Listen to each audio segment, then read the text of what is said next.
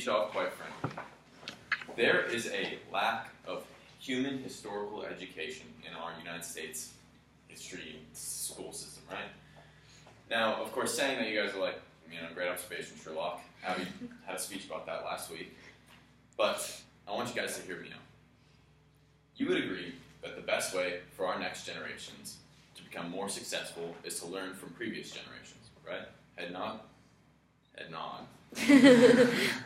Then, I'm hoping you guys would also agree that the best way to do that is by having a full understanding of our past and our history, right? Okay, well, that's where the problem is. You see, in most schools, that's where the problem is. Now, I've read plenty of 1,200-page textbooks telling me about the impacts of Squanto's and Hitler's actions on the world. But what I've never read is a book telling me about the impacts of Frank Sinatra, Gloria Gaynor, or Sammy Hagar. Now, those three people that I just listed off are three world-changing musicians. And why you've never heard of them in your classroom is because it is best described by Helen O'Connor. While the educator admits music to be an educational essential, he continues to place it at the end of his list of subjects. And that is exactly what is leaving American history departments inadequate. Now, I know this seems really far out, but follow along with me. So, currently history is taught basically as a succession of main events. First, you have your main event, and then you'll go ahead and you'll analyze the cause and effect of that event. But the problem is what that's missing is the state of society that is surrounding it. And the state of the society includes their styles, their ideas, the ways they're feeling, and what approach they have towards life. Now, this is where music comes in. Music is the perfect tool to better understand this. Music is a way for people that have always been able to express the way they feel, their style, and the way society is currently enacted. So, using that, and the fact that nowadays we have such stronger recording techniques and music storage, Spotify is just as much a historical database as any other. So if we take advantage of this database, we can receive a better glimpse of our past, and hopefully, as Mosier predicts, enrich lives and society. Now, how can we possibly ever do something like this, right? If I walk into Slow High and I start blabbing about, some random stuff, I might get kicked out pretty quickly. But first thing we need to do is have an actual plan of how this will be enacted in school systems. So, rather than simply just adding in an extra class like music history or history of music, what we can do is integrate it into already instated history courses like US and world history. Now, how would teachers do that? Well, I already got it set up for you guys. You guys are going to act in my classroom, and I'm going to be your teacher, okay?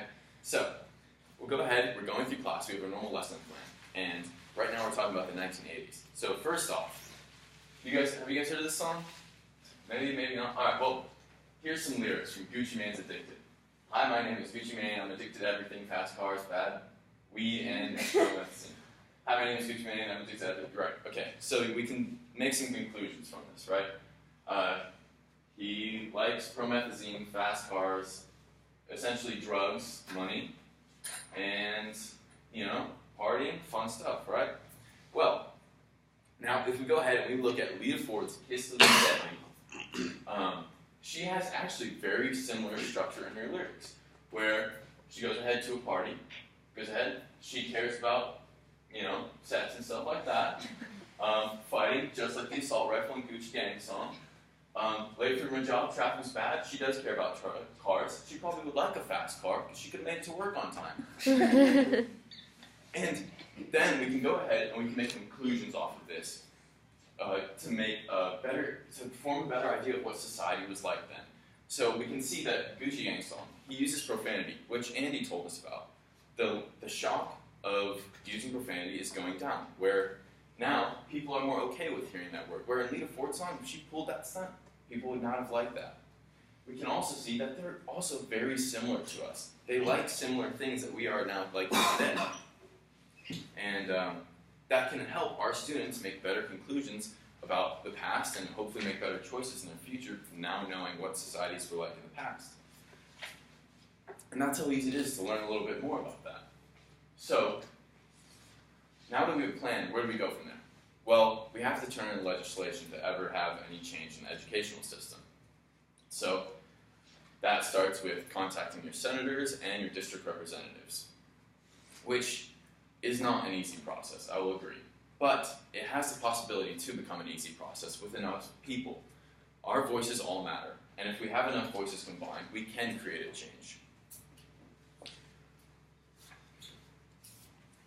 Now, just imagine if we were able to pull this off. If we were able to create a society where students were using music to understand their past generations further and be able to go ahead and use that knowledge to better themselves.